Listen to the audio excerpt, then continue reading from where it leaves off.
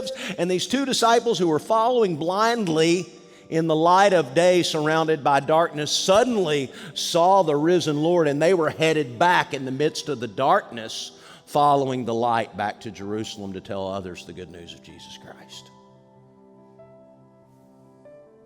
The only thing that changed was the knowledge and understanding and the truth. Jesus is alive, our Savior lives.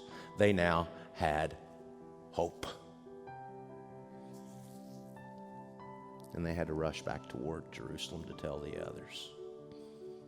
Sometimes we are following blindly in the midst of darkness, and all we need is a little bit of light, a little bit of hope in the midst of despair. These two disciples went running toward God. I know they went running to tell the others, but they were headed toward Jerusalem. And you see, for a Jewish person in the midst of the Old Testament, the temple in Jerusalem represented the presence of God. That's why today, our group that just returned went to the Wailing Wall, or the Western Wall. Why do they wail there? Why do they cry there? Because that is the Western Wall of the old temple.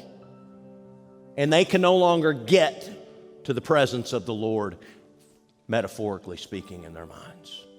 And so these disciples were not just running toward Jerusalem to tell the others.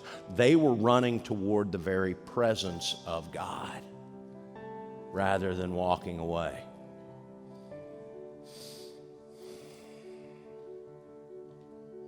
The very presence of Jesus Christ brings hope. Regardless of what you think you see, regardless of what road you find yourself on, heading toward a place that you may not even be able to pronounce, I would invite you to not walk but run toward God. To come to the table of the Lord and have your eyes opened to the truth that our Savior lives. I pray today you will come knowing that the resurrected Lord lives in you. I pray you'll run toward God. Open our eyes, Lord. Open our ears, Lord. Open our hearts, Lord. Make us bold, Lord. You thought those were just words your pastor repeated by rote before every time he preaches. That is my prayer for you and for this church.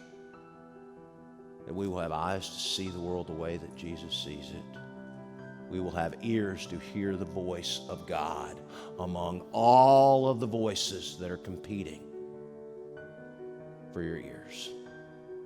And you will have an open heart to receive what God wishes to pour into you, to fill you up to the point of overflowing, so that you can go out there as your faith compels you to, and bring hope, and bring light, and bring peace. Because that's what you bring with you. Hope, light, and peace. And I think we can all agree our world could sure use a lot more of those things.